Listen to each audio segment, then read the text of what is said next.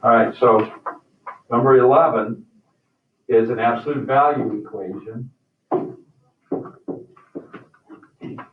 Absolute value problems are always two problems. Okay? So there's two answers because there's two spots. Remember, absolute value means how far you are from zero on the number line. It's a distance.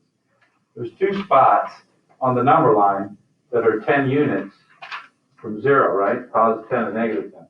So we have to do those two problems.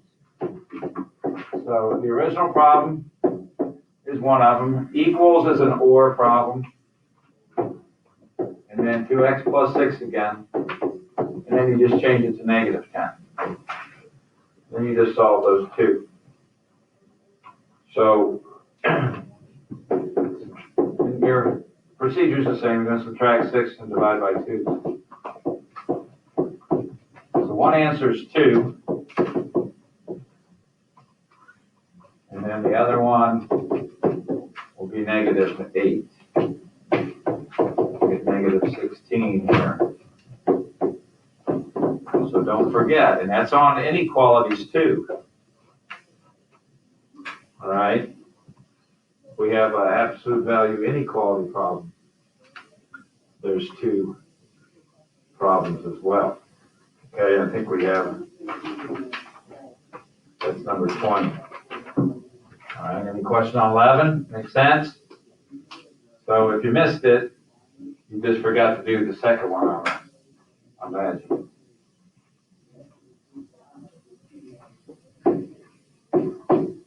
Oops.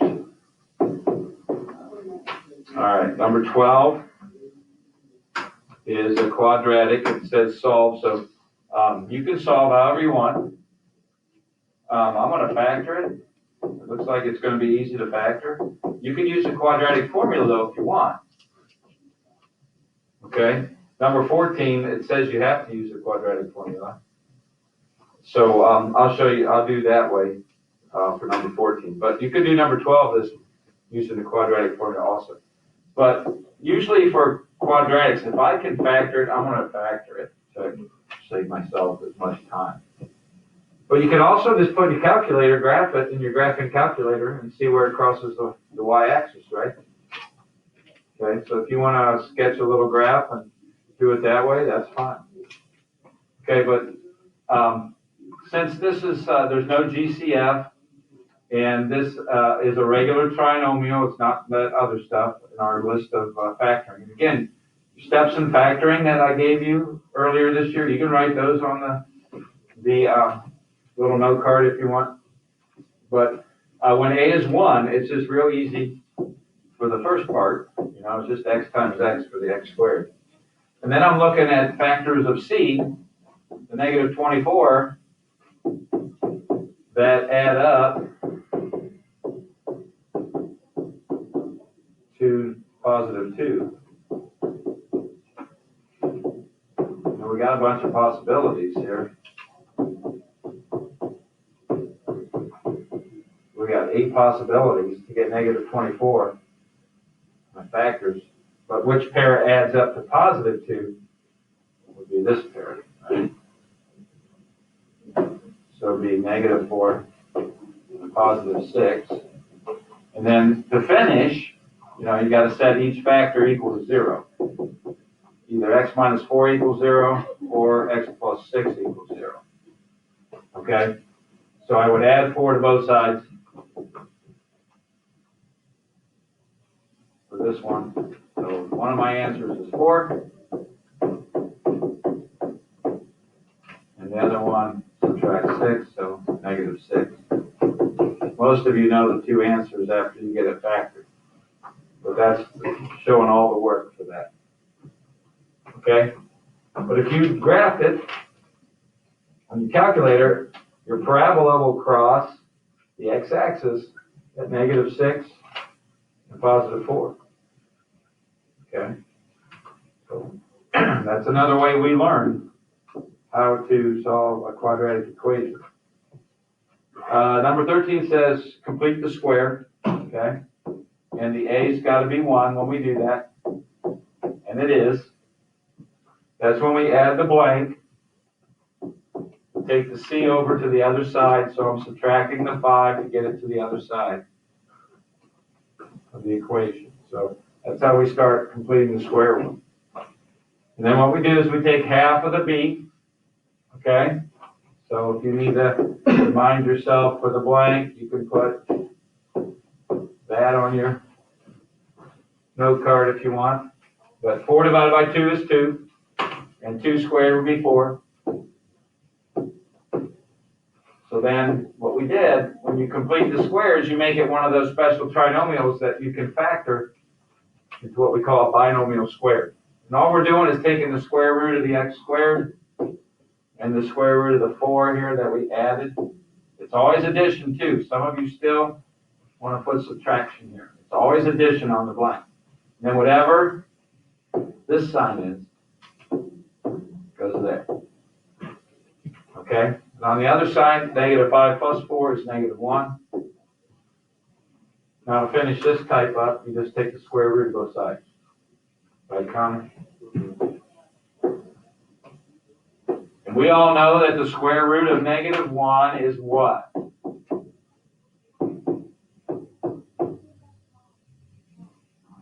I. Thank you. Somebody knew.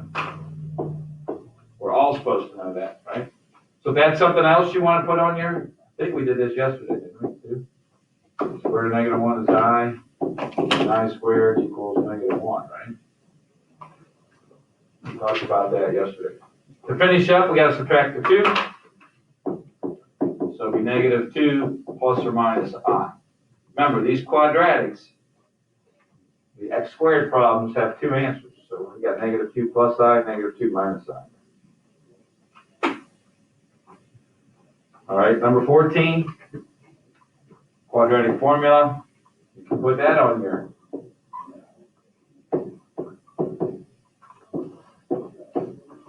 note card if you want. Okay, I always put my A, B, and my C in parentheses to make sure my signs are right. It's minus 4AC. One big fraction over 2 times A.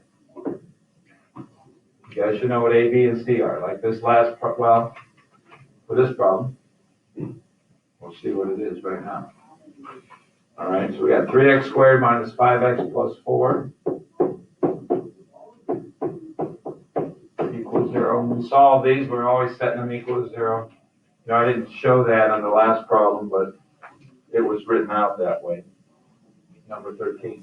So my A is 3, my B is negative 5, and my C is 4. So I just substitute in for A, B, and C. So negative, and then B is negative 5. Plus or minus.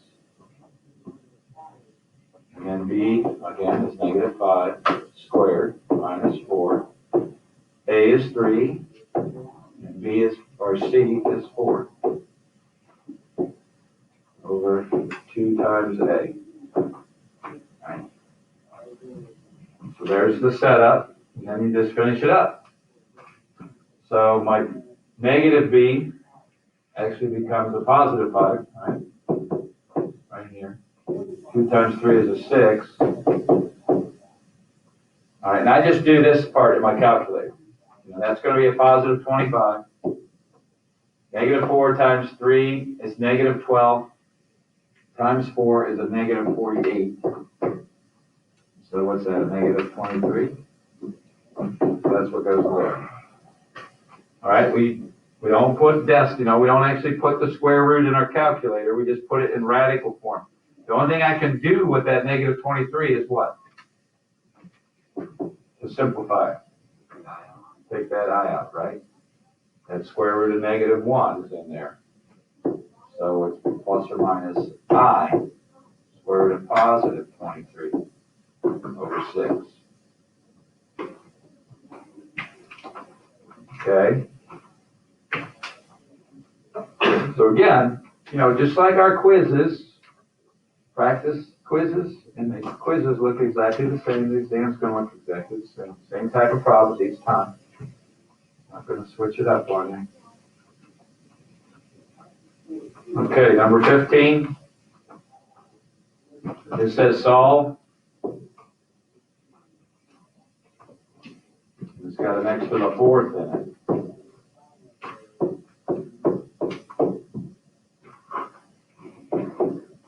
So again, I think this will be factorable. But you gotta pull out the GCF first, and I wrote it wrong. It should be 21x squared, sorry. What's the GCF? Yeah, x squared. You gotta pull that x squared out first. Then it's pretty easy. Get x squared minus 4x minus 21. And then that's one of those trinomials that are easy again. A is 1, so it's x times x. C is negative 21. Negative 7 times a positive 3 is negative 21. When I add those, I get the negative 4. So that's one of my factors, so I got to set it equal to 0, too. So all three of them.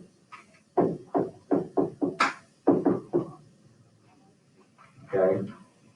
So this one I subtract 3, so that's negative 3. This one I add 7, both sides. That's 7. Here I take the square root. What's square root of 0? Yeah, 0. So there's our three answers, 0, 7, and negative 3.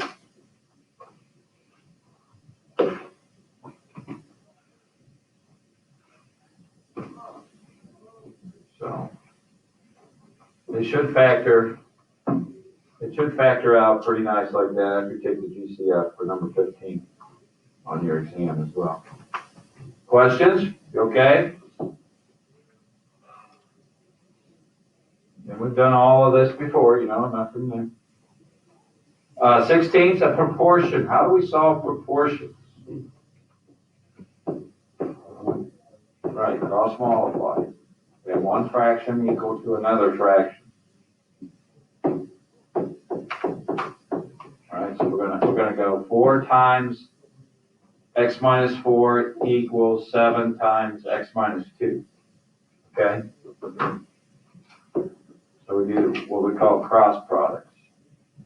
All right? So I just write it like this, so you remember to distribute. Okay? So you get 4x minus 16 equals 7x plus 14. And then you finish it up. I like keeping my x positive, so I'm going to take the 4x from the left side over to the right side, so I keep it positive. And I'm going to take that 14 over to the left side. But if you do it the other way, bring the 7 over, it's going to work fine. Won't change our answer. 4x's cancel and the 14's cancel. So I get a negative 30 on the left and a 3 on the right. So I get negative 10. Thanks, Andrew.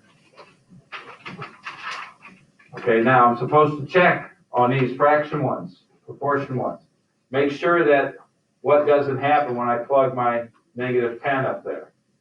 What number am I not allowed to get? 0. Okay, so if my answer, when I plug it back in, gives me a 0, then there's no solution. Okay? So just check that. I doubt that that would happen, but we should always be looking for that. Okay? Any questions? Okay, 17 was one of those radical ones. Square root equations. All right, first thing we did on these was get the radical part alone, so I have to add the 5 first. And then how do I get rid of that square root sign? Yeah, we square both sides, right?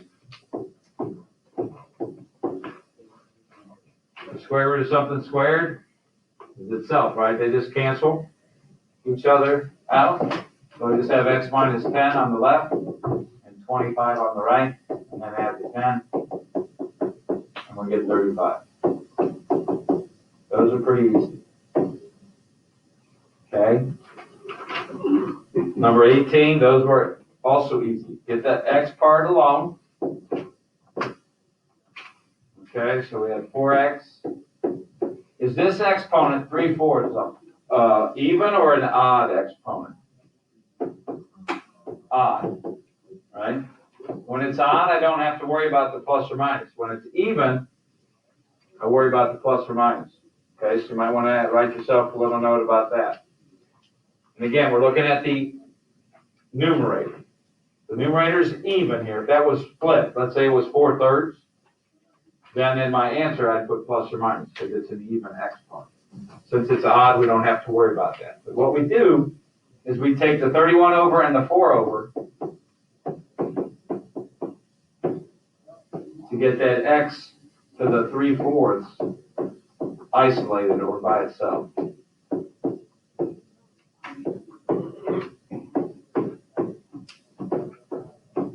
Once we get here, it's really easy. Okay? Remember, we want to know what x equals. Now, when we have something x equals, what's the exponent? We never write it, but what is it? 1, right? That's what we're trying to get. So how do I change 3/4 to a 1? Use the reciprocal, yeah. So we don't multiply by the reciprocal, we raise it to the reciprocal power. Okay? So we're going to the 4/3 power. So we're going to the 4/3 power here too. So the mistake that you guys might have made on the quiz, you went 27 times 4/3 instead of 27 to the 4/3 power. Okay? So just make sure you put it in right. All right? So 27 caret and then parentheses 4/3. Yeah, put that in parentheses. And we get 81.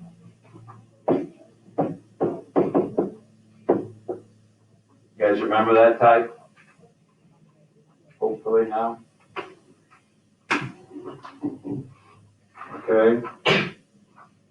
Couple more. Sullivan graph number 19. It's one variable, okay? So it's a number line graph. It's not an XY graph. You need an X and a Y in an equation if it's a, XY graph. So we're just do our normal stuff, subtract. Let's do the other way. I'm going to subtract 4x, just to remind you about something. All right, so I get negative 3x plus 5. And subtract 5. And then divide by negative 3. So if I divide by negative when it's an inequality, what do I got to remember? Flip the sign. So that's why I made it negative so that I could remind you about that. So this is x is less than negative 4. And then we just do our number line. So negative 4, that would be negative 5. Over here is negative 3. Do I put a circle or a dot at negative 4? Circle, good. And then less than would be towards the negative 5. All right, so that one we have the Sullivan graph, again, number line graph. Number 20, we have to do the same thing. We have to solve and graph another number line graph. Okay, this is absolute value. So just like earlier, absolute value has two problems. We got our original one. Nothing changes, just drop, 11 and 11, but 1 and 11. Okay, nothing changes, just drop the absolute value signs. Greater is an or. And then it's 4x minus 1 again. That doesn't change. What changes is I change that to less than and make that negative 11. So when it was equal, we changed, just the 11 to negative 11. But when it's less than, greater than, we change less than. If it's less than, we change it to greater than.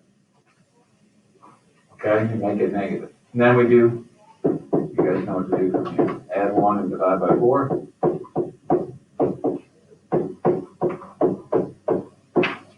X is greater than 3.